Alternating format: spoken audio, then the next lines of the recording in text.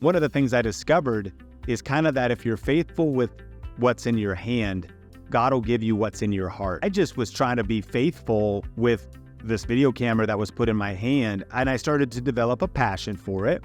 I started to continually sharpen my skills. If you see someone who's skilled at what they do, they'll serve before kings, not common men. And I went deep enough into video and then eventually social media and social media marketing that today now we are an education company that help other leaders and creators learn the skill sets of video marketing, video, YouTube. And it's from being in it for a long time and just continuing to double down, learn, try to stay humble, continue to sharpen my skills and share my learnings with others. If you're eager to expand your business and create a significant impact in the world, you're in for a special treat.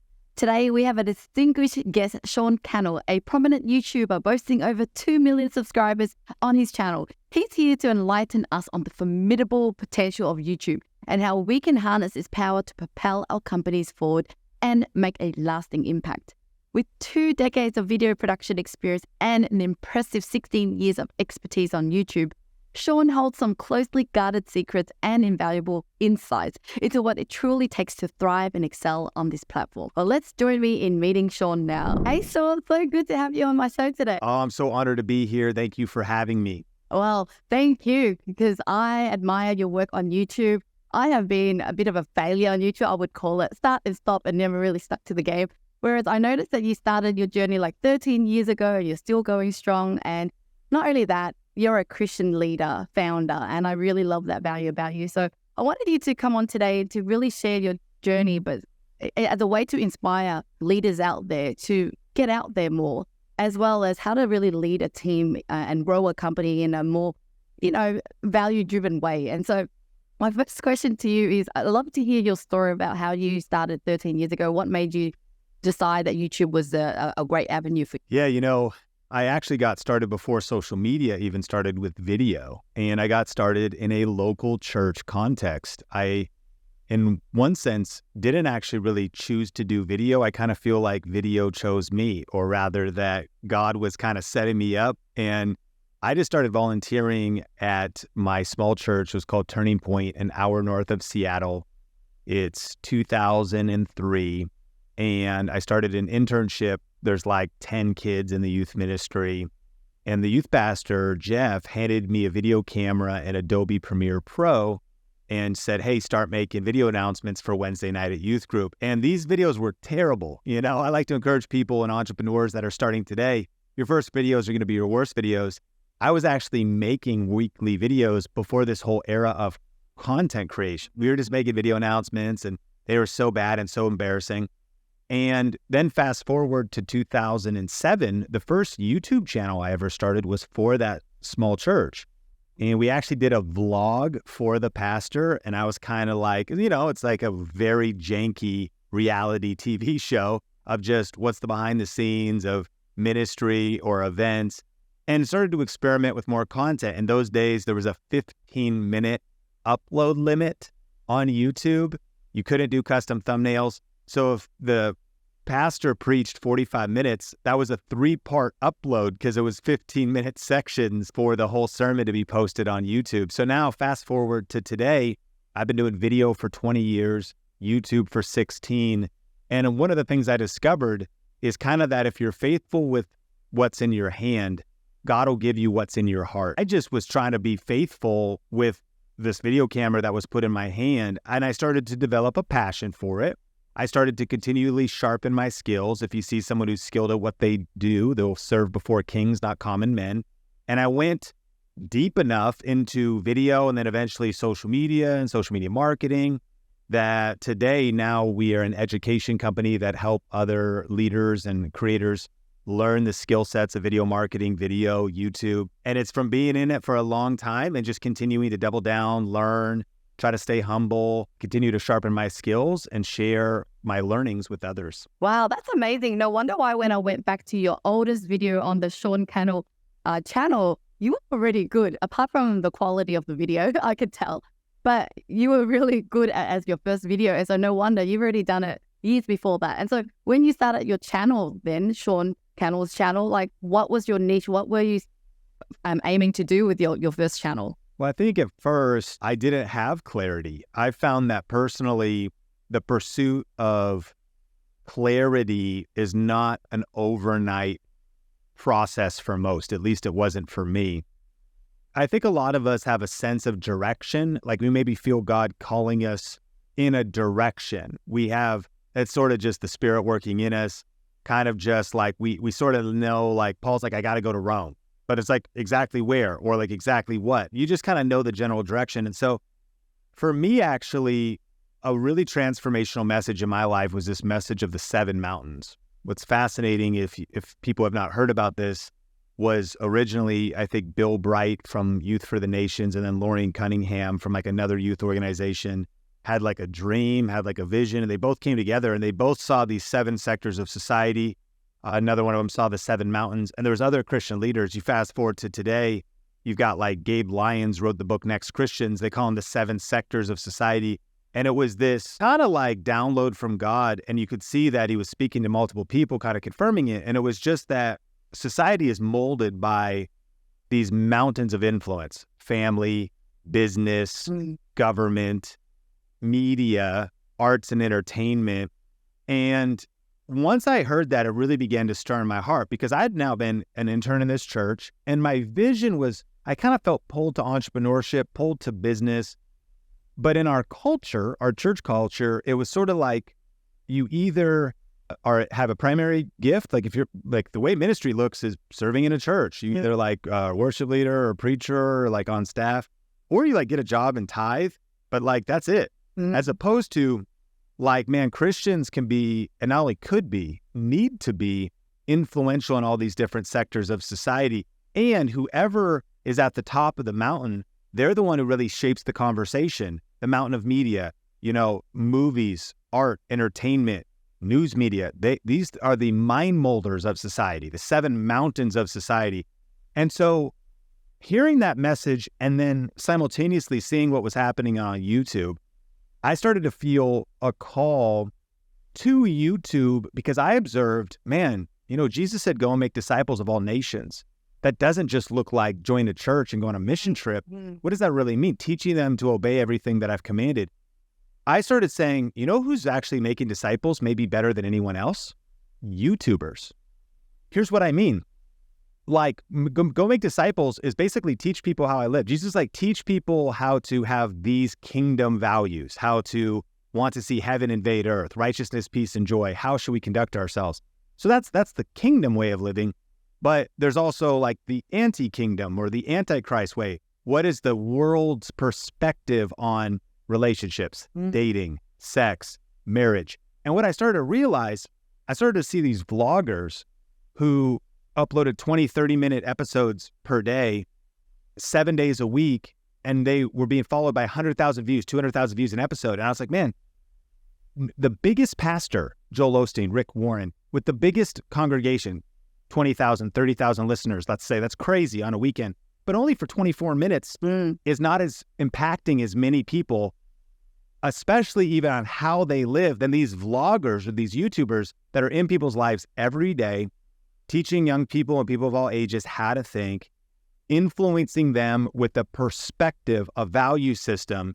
And my heart began to burn for like, man, YouTube is a mission field, but then also like, ask the Lord of the harvest to send workers in the harvest fields. Like, where not only are churches and overt ministries, but where are believers that are excellent at their craft, creators that are making powerful content and not necessarily preaching? It's kind of like Francis Schaeffer saying, at all times, everywhere, preach the gospel, and if necessary, use words. Of course, we have to preach the gospel, but we also have this chance, like a family or a mom vlogger or creator can help impact and influence people through 90% of their content might just be literally how they live, how they think. And then, of course, their faith is woven into the content. So that was a long side quest to answer the question of how I started. All I knew was that I felt this call to YouTube. YouTube's a mission field. I need to do something there. But then I started to just make random videos, and the early journey looked like I was wandering in the desert for 40 years. You know what I mean? Like, I just was like the Israelites walking in circles. Like, I didn't really There wasn't any rhyme or reason. I was just kind of trying to find my way. I sort of knew the North Star, but I stumbled so much early on, because what I began to then realize was what I help people with today, was that for you to have clarity in the marketplace, for you to cut through the noise, you can't be a wandering generality. You need to be a meaningful specific. And your gift does make a way for you. And so what I began to realize, at first, I made random content, vlogs, cooking videos, a review of a movie. I was just all over the place. And it wasn't working, because if I didn't know where I was going, how can anybody else follow me? If you're going to lead people somewhere, you got to know where you're going. I wasn't really sure where I was going. Eventually, I started to realize video itself, man, I'd already been doing that for a decade. Video itself was something that I also could help and serve people. Entrepreneurs solve problems for a profit. They gave me an open door. And I also, that was, your gift makes a way for you. When you start to see a grace on your gift, results there. As I started to now do what's called Think Media, our main company, our main channel, well, the growth started to happen in my genius zone, in my expertise zone, in also the zone where other people had a pain point or a problem, and in an area that was specific, helping people with the best tips and tools for building their influence with video, cameras, tutorials. I started to get results and growth. And now fast forward to today, I mean, here we are talking. I now have a podcast, and I'm very bold with my faith. Even at our events, we invite ministers to be a part of our lineup, and they share the gospel. It's all kind of full circle on how I've seen, at least in my unique way, and how I felt God calling me of like, okay, find a way to have a specific way to cut through the noise and culture, become known because of excellence and mastery in your craft. And then ultimately, it's not like it's a channel where I forced preaching into a camera review. There's no such thing as a Christian camera review. There's only a camera review. But I have gained influence into some people's life, and respectfully, I am very bold about, man, Jesus is why I'm here. But, far be it, like, apart from the grace of God, I wouldn't have made it this far. I would have blown up my marriage. I would have been able to handle success, would have been able to handle failure. I am what I am by the grace of God, even looking forward more to say, not to us, but to your name, God, be the glory. And now one of my our mission is to help 1 million purpose-driven people create a full-time living doing what they love on YouTube while making a difference in the world.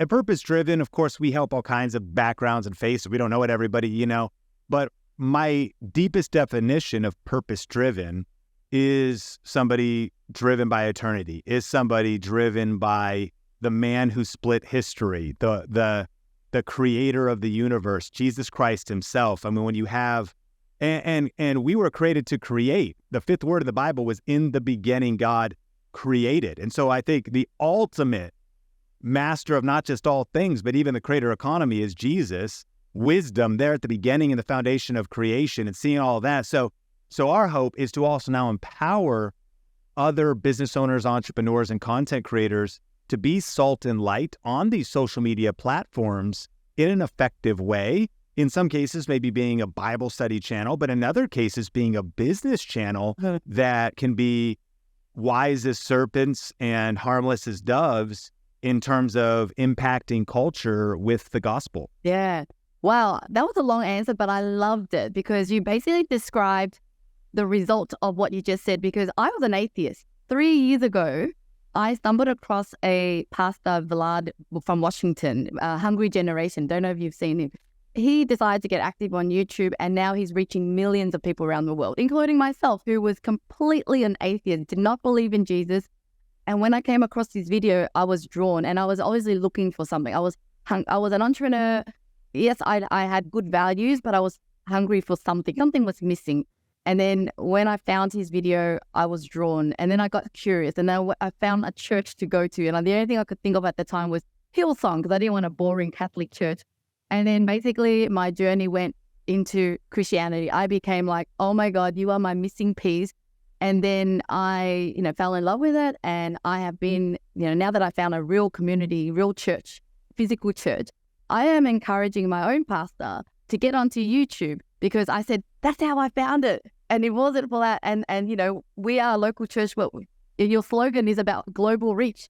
YouTube is global reach. And now it leads me to the next question, is that I feel like when you get real Christian, meaning like, even my pastor, I love him. He's a true Christian. he has more of a dilemma between like fame, getting out there and feeling confused. Like, but I want to be this humble person that lives for Jesus and not for this social media fame. And so, like, what's your thought or advice on that perspective? Because I mean, I can see it. I know it's good to be on social media, but I just know my intention, or I expect that good intention from others. But what would you say to that kind of dilemma that people might think? Yeah, I think the questions for the Christian content creator, the pastor using social media, I think it's a very important discussion. I think that it trips a lot of Christians up. A lot of Christians are afraid of ambition, which is the wrong thing to be afraid of. What we should be weary of is selfish ambition. Some Christians mistakenly think that we shouldn't pursue greatness. Jesus never condemned it. He said, if any of you wants to be great, become like a servant. And rather than condemn greatness, he showed us the path to true greatness. And on top of that, Jesus warns about a lot of things. And one of the things he warns about is wanting the best seat at the table, take the humble position. And he also, the greatest model of leadership for the content creator, for the father, for the mother, for the business owner is Christ himself. And I was just reading in Luke, and it did say he oftentimes withdrew from the crowd. He would go to lonely places. There were certain moves he made. There was a time when they said, are you going to come up to this Galilee or to this next town? And he said, he didn't say he wasn't going to come, but he said, not yet. And then it said he went in secret. And so you do see a lot of actions where the modern minister that's what we live for. Pastor's math, full rooms, packed out. How can we draw the biggest crowd? And I think that this side of the argument is very important to see that. I think that the pursuit of crowds is the wrong pursuit. The pursuit of fame for fame's sake is the wrong pursuit. And that's not what Jesus modeled. But on the flip side, there's a lot of pendulums in Christianity and all of life. Like Craig Rochelle would put it this way, sometimes they're not problems to be solved, they're tensions to be managed. And I think too many people fall into, they're looking for a black or white answer. Is social media good or bad? Impossible question to answer. Social media is neutral. It is how you use it, and it's what's your intent. Is money good or bad? Money is not evil. People think that's what the Bible says. The Bible says the love of money is the root of all evil. And there's many verses that also say, give warnings to the rich, so those who have fallen in love with money. I think in Timothy's, Paul is writing to Timothy, have troubled themselves with many pangs in this life, with many traps, or they've slowed down. The third soil was the cares of this world and worldly wealth and worldly riches choked out the fruitfulness of the seed on the third soil, and the fourth soil produced 30, 60, and 100-fold. So these cautions, I think, are critical. So I've got a message for two people. One, I think that the person afraid of social media has fallen into a ditch because they have truncated, though, their potential calling that Jesus still did reach crowds. You want to talk about fame, he's the most famous person of all time at this moment. He showed us the path to fame. That was the path to the cross and the path to crucifixion. Look at Jesus, who, being in very likeness like God, humbled himself, became a servant, humbled himself to death, even death on a cross, and God glorified him. And God tells us, humble yourselves and I will exalt you. So it's this whole tension of like, so should we pursue fame? No, we should pursue Jesus. Then the question is, well, Jesus, has he called us to fame though? Well, what has he called us to? The nations, disciples, impact nations, disciple nation. And so I think that this is a tension we should continuously wrestle for. The person stuck in religion, I think, should study out these verses and find that, are you actually like Jonah, running from your calling to reach a whole city. That would be disobedience. On the flip side, what has God called you to do? Who has he called you to reach? What is burning in your heart? And are you in pursuit of the prominent place at the table, of fame, of fortune?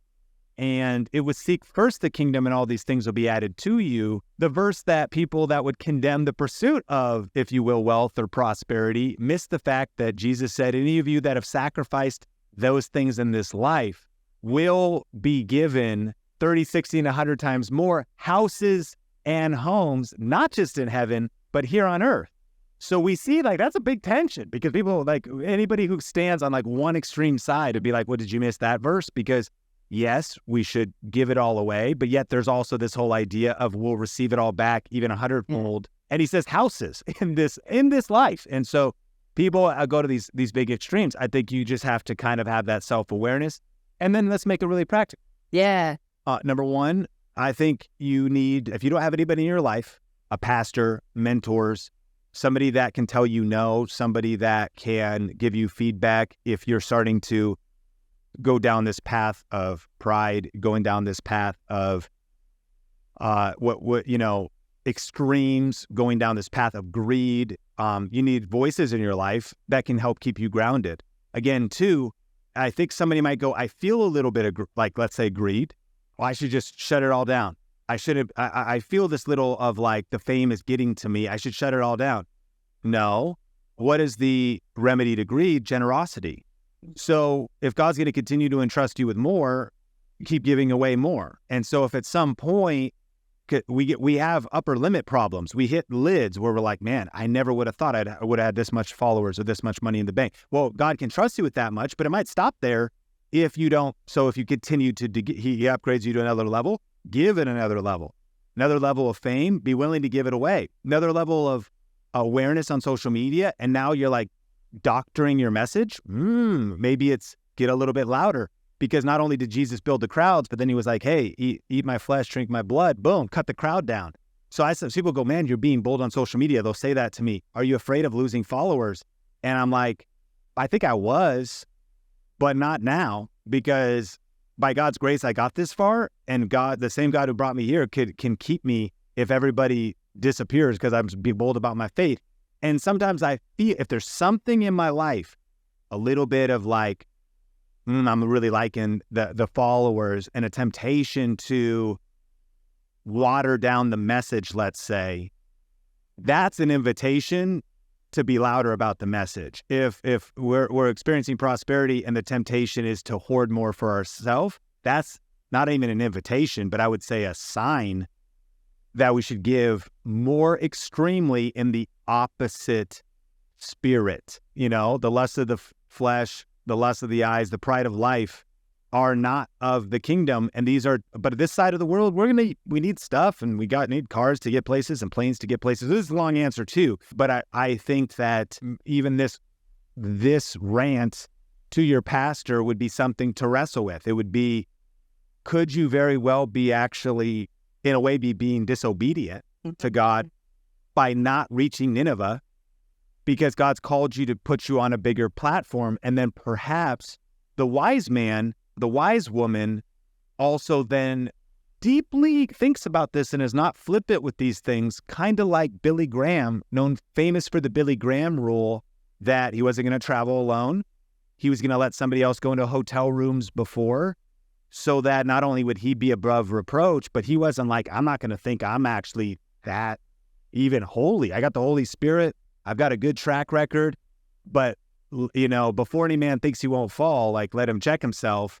And so there's the Billy Graham rule. I think it's smart for ministers, entrepreneurs, business owners to have people in their life, if you will, checks and balances. Oh, I got the Holy Spirit. Yeah, the Holy Spirit that inspired the Word of God, that would encourage you to put boundaries and things in your life so that you could be built to last. So there's people giving you feedback. There's practices that you have with generosity, with checking yourself. With the crowd grows, you shrink with habits and routines, that the more famous you get, the more time you should be spending in wilderness places with the Father praying And this is a tension to be managed, not a problem to be solved. It's a journey that I think God has called us on so that we can finish strong. Yeah. And that not only that we start well, sustain well, but we also finish well. Yeah. And those are just a few thoughts on this conversation. Oh, I love that. And it's exactly right, because even prior to me becoming a Christian, when I decided to get on YouTube and stuck with it, is because it wasn't about me. It wasn't about I'm going to go and become famous on YouTube. I was going, hey, I want to make an impact like Oprah. Oprah's my idol, and she's out there, she's doing her thing, and being famous is a byproduct of making an impact on millions of people. It's just the way it works. How are you going to make an impact on millions of people and not expect to be known?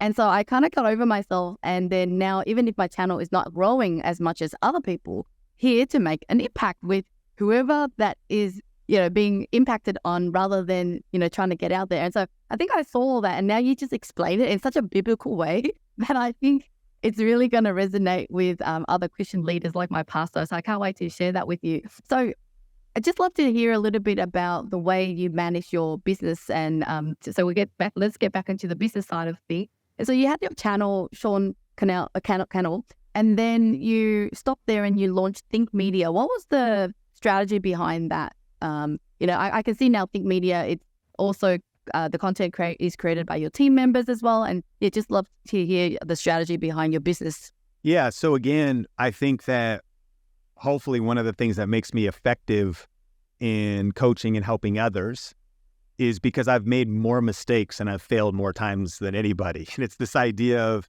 I tried 10,000 times that didn't work to find one that did. And so one of the mistakes that I made early on was I launched too many things. I always get nervous when other entrepreneurs are like, I've got 2, 3, 4, 5 businesses. I'm working on a book, a podcast, or this or that, especially when they're right at the beginning of their career. Because that's the mistake I made. Because we had this Think International channel, which was kind of a ministry channel back in 2010, where it was actually Jeff Moore's interviewing leaders. I was the videographer. I started Think Media, but that was kind of a back burner channel. Then I started Sean Cannell, and I was confused there, cooking videos, all this other stuff. I had a video production channel, Clear Vision Media, where I uploaded as my portfolio of videos. I then had Think Media, and that was somewhat consistent there, but how could I be consistent? Because for years I was working at a church, YouTube is a side thing, still doing a little bit of freelance work. And then we started this side project with my friend Benji called Video Influencers, because it just was a drive back from the airport. He picked me up from the airport in Seattle, and it was an idea that spawned, and that kind of led to our book, because we had this passion for YouTube and all this experience in YouTube. But what I'm describing right now is a horrible idea. Like, if you're trying to chase 4 rabbits, you'll end up catching none of them. Macro, I got to the destination, but it took a lot longer to get there because I was going in 4 directions instead of 1.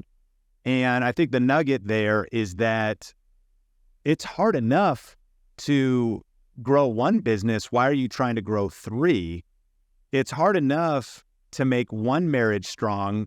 Why are you trying to grow 3? That one doesn't work as well, but unless you're some kind of a faith that has a polygamy aspect to it ultimately. But sir, no, like, I can't even imagine, one of the things my wife loves is she actually loves these sister wives shows, and she always jokes, she's, on both sides. She's like, I would be so weird. And I'm like, yeah, I can't even imagine. Like, it's hard.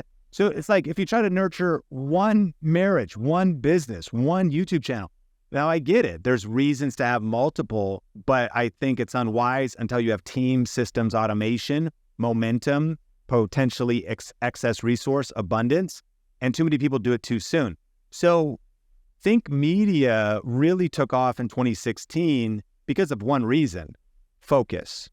I've heard it said that focus stands for follow one course until successful. And what became clear to me was, it might seem obvious today, I've been doing YouTube for 16 years, video for 20. It became clear to me that video was kind of my superpower. It was also just where I had invested the most time, like the 10,000 hour rule. I've probably spent 70,000 hours investing in video, cameras, lenses, settings, teleprompters, communication, scripts, on camera, behind the camera, how to structure a video, hooks, messaging, viewer retention, video ads, paid media, video. Like, I've gone super deep at video. And I also was doing this solo project, which had many benefits to it, or rather collaboration project with my friend Benji. But even still, doing that, grateful for every season, grateful for everything I learned, but it took a little bit of energy. And so it wasn't really until even those things kind of coexisted for a while. Now that's just basically a back burner project, and Benji and I still work out together. He's the co-author of now the second edition of our book, YouTube Secrets, but video influencers just paused or not happening. And I'm seeing the power of the one thing. Really good book. George I've read that. Keller right there. Yeah, very good. Yeah, or last name Keller or whatever, the first name. The one thing. And something so powerful about that has resonated in my life. And so it was just a matter of clear today, really bumpy road to get there, lessons to get there. And it was the one channel, the one business. And then it was not just starting it, but or getting kind of to clarity on it when it was me, the individual creator, around the end of 2015. My wife is the co-founder and she runs the books and the finances, but I was like the sole creator, sole editor, so all the things. But from day one, once the focus started and once I was like, this is the one thing, this is the thing I want to build, this is what's happening, I immediately started thinking about scaling up and realizing that if you're going to build, like there's an African proverb, I believe, right? That if you want to go fast, go alone. If you want to go far, go together. Anything of size and substance is going to have a squad behind it. Jesus had 12 disciples and the 72. In entrepreneurship, there is a option, which is stay small, keep it all. And there's some people who kind of go the solopreneur route. But if you're actually going to actually build a business, there's not even really, there's no such thing as really a business. That's a solopreneur. A business inherently means that you have removed founder dependence. You have created something that can exist and continue to grow and continue to impact people without you driving it, certainly through its infancy and its adolescence and its teenage years. You're very necessary probably as the founder, but your goal that you're trying to solve for is removing founder dependence. So, and that's what I started to realize, that's what legacy is. That's what even kingdom is. It is the idea of make disciples, duplicate yourself and create something that can live on at least longer than you, and the greatest business of all times. I mean, I think even in America, the oldest business ever, the Forbes 500, or rather the Inc. 500, there's only like 10 businesses that have been on there for like more than 50 years or something like that. So very difficult, but in a world where it's social media and it's viral and it's short term, businesses are lasting 6 months, 12 months. Creators are burning out in 3-year cycles. So it all kind of architected back to how do I build something that's a little bit more built to last, that's built on a team. Very hard questions to answer, I've learned, is especially when it is built around a personal brand, it's built around an individual. And so that's what I've been trying to solve with. That's where kind of the more content creators have come from, the more media company aspects of what we're building. And I found that if you want better answers, you've got to ask better questions. And so the question I asked, how can I remove founder dependence? How could I build a media company that's bigger than just me? What would it look like to transition from a personal brand to a media brand? What would that take? Very difficult questions to answer, but the quality of those questions have helped me architect what it is we're building at Think Media today. Very good. Got me thinking here, because I obviously have a personal channel and a company channel. And what you did was a bold move of kind of stopping your own channel and really focusing on the company channel. And that's something I need to ponder upon, because obviously our business Outsourcing Angel, we're all about removing business owners from running the company and building teams. So I can resonate everything you just said. So I really think I need to think about it. But just as we're wrapping up, I know it's such a lovely conversation. I feel like I need to bring you back on the show many more times. But looking back at your journey, what was YouTube like then? What is YouTube like now? And what is the trend? And especially if you're talking to an entrepreneur, business owner here, is like, what do you predict in the future? Will there be a lot more of us, and where's it moving to? Yeah, I think the good news for what's called the creator economy, and I think smart business owners have good intuition, but they don't run off emotion. They run off data. They, of course, have maybe good hunches and good hypotheses, but then they seek to verify that hypotheses. So if you were going to really invest, I think it's wise to say, well, is it worth investing in content? Is it worth investing in YouTube? Is it worth investing in social media? Is it growing bigger? Is it plateaued? Is it on the decline? You probably don't want to open up a chain store for renting physical DVDs and VHS tapes as Blockbuster is rapidly closing stores and Netflix is taking over, and now there's only one Blockbuster left, and it's an epic story because Blockbuster had a chance to buy Netflix, passed on the opportunity because they didn't see where the trend was going. They didn't see where the next thing was going. So what's the data tell us? Well, Goldman Sachs Research released an article based on data predicting that the creator economy, the total addressable market, is going to double in the next 5 years.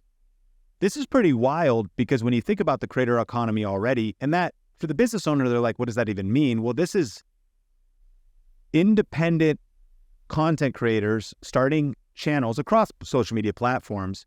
And how much money are they generating? What kind of businesses are they building? But also what the creator economy would be is there's creator economy startups. You think of a company like Adobe, the video editing software, Jelly Smack, which repurposes content for creators and monetizes across platforms. Harrit, which is a credit card that your credit line is based off your follower count and other metrics because traditional lending doesn't understand creators as much.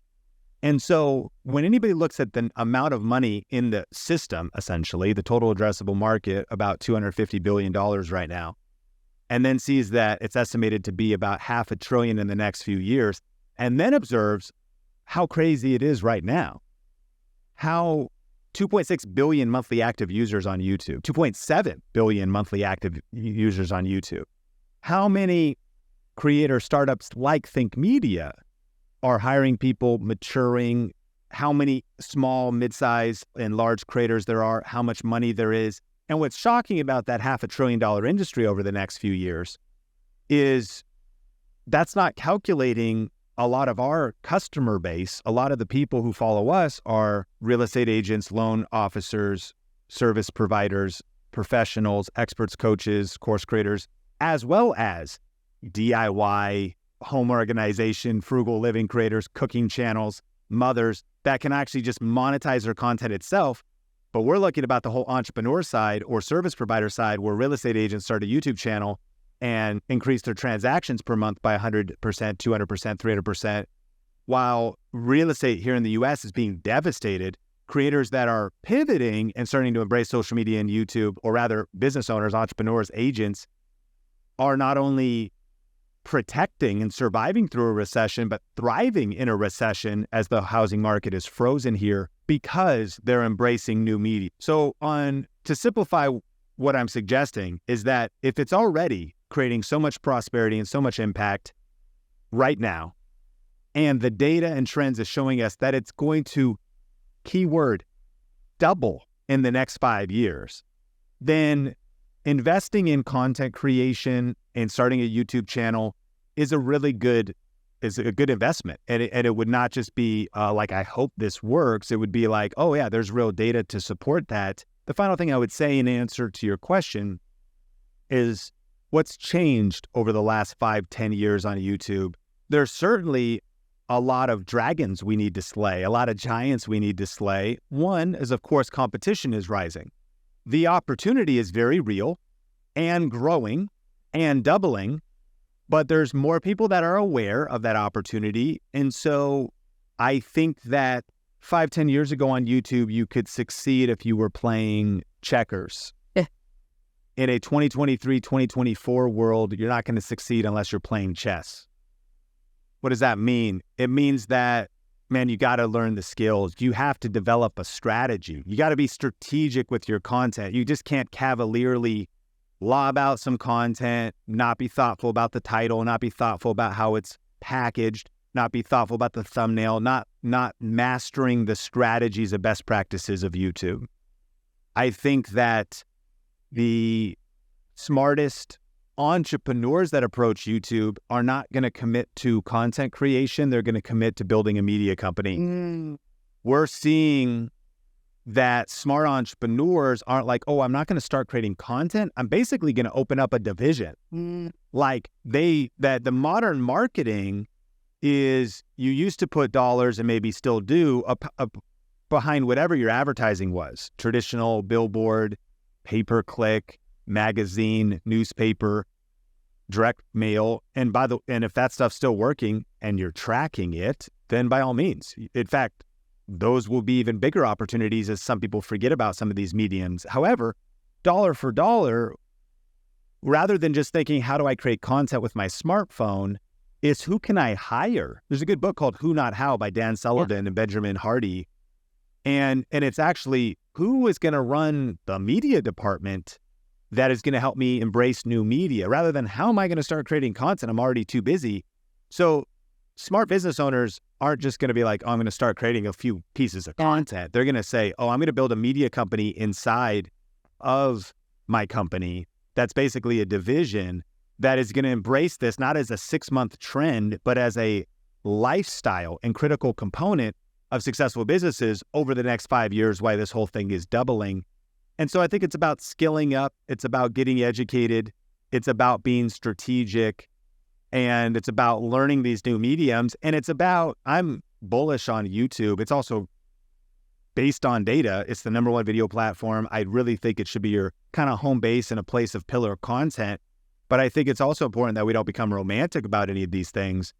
My company, this is might shock a few people and seem intimidating. You don't start here, but we post 350 pieces of content a week. And that's a team, that's a system, that's a routine. By the way, and I have more lifestyle, more peace of mind, more time with my 1-year-old and 3-year-old than I've ever had as well. So it's not just about grit and hustle. That's important in certain seasons. It's not just about an intense season of maybe sacrificing. A lot of people listening to this need to go into that season because they've got a learning curve that they need to shorten and catch up on to embrace some of these things. But on the other side of learning, leveling up, the pain before the prosperity of hiring, like, I don't even know this, like the skill gap, the education gap. But you got an admin person, maybe a videographer, maybe a video editor. You've got the system built for how content is being produced. Not only is there more leads, clients, sales, doubling of your company, more revenue waiting for you on the other side of building this, but there's also more peace of mind, lifestyle on the other side as well, because social media will work for you if you learn how to work it. And back to not being romantic, our 350 pieces of content, I'm not just posting on YouTube. We're posting 2 videos a day on TikTok. We're posting 2 Instagram Reels a day, which also go to Facebook Reels.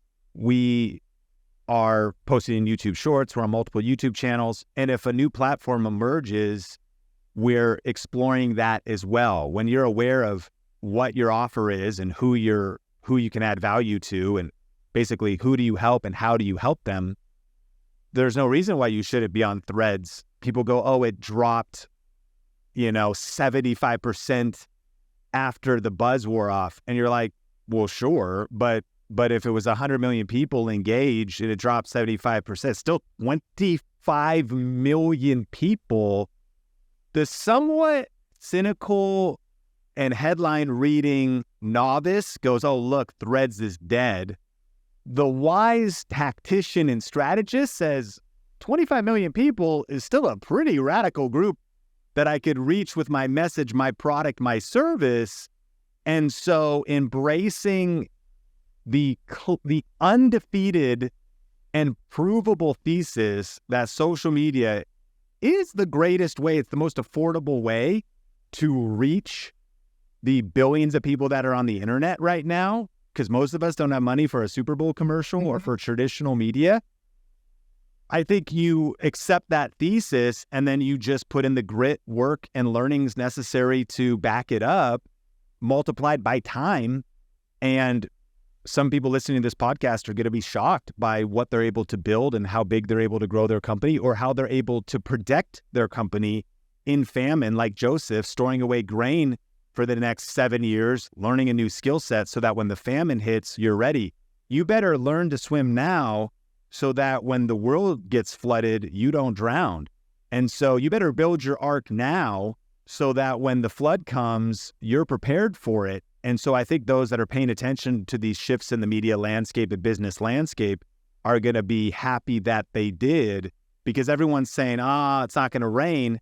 And once it starts to, you're like, it's probably smart I was building a boat in the desert, because you're ready with this new media skill set that is so essential. Yeah, totally. I'm on the same boat with that. I wish I built the YouTube channel and social media a long time ago. I think you always think it's too late, but it's never really too late. It's like starting now and putting in the work. So just to wrap it up, you've got course or some sort of program to help people so that they don't make the mistakes that we both did. It wasn't until I decided I'm going to build my own media channel did I commit to education. I should have done it a long time ago. And so, yeah, love to hear what you can do to help others. Yeah, absolutely. There's a couple things that we could link up in your show notes or whatever, however you want to help people get there. We actually have a free class, so that's a no-brainer. If you're listening to this, you kind of feel the fire of like, okay, so what are some next steps? Look over my shoulder and see exactly what is those step 1, 2, 3 of getting started on YouTube. There's a free class. We can link to that. And then if people want to parachute right into our program, it's called Video Ranking Academy. The cool thing about YouTube is, done right, YouTube is the only platform where your content lives forever. While we embrace all the platforms and the other platforms, and this is why I encourage people to start with YouTube, because it actually creates leverage, and business owners understand the power of leverage. I love social media, but the problem with it is it's a hamster wheel. Like, you got to post a lot and all the time. The way I sustain that is because I made enough money to hire a team and create systems and software that team runs that allows me to be present. It's kind of like the omnipresent strategy across all platforms because of building out all the above: software, automation, AI, team.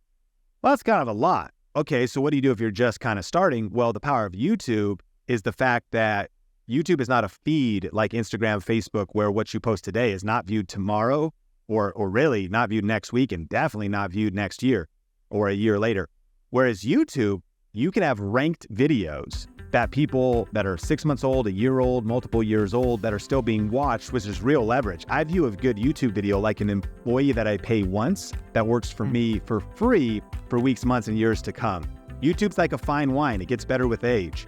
So that's the process. We have a 7R system, a proprietary process that we teach people inside of that course that helps people create videos that work for them when they're not working, and that builds their brand, brings passive income, generates leads, client sales for weeks, months, and years to come. And so if people want to check that out, it's called Video Ranking Academy. We could link to that in your show notes as well. And that now has thousands of people that are creators that are trying to figure out how to build side income, or business owners that wanted to generate more sales, leads, clients, and they can check that out as well. Love it. Well, I love what you're doing. I signed up as an affiliate partner, so I'm putting the links on the description below so people can check it out. Well, thank you so much for your time today. I really, really enjoyed it. You're not just smart with YouTube, you are smart in a lot of aspects, so thank you. You're so kind, and thank you for having me on, and appreciate you and the community here.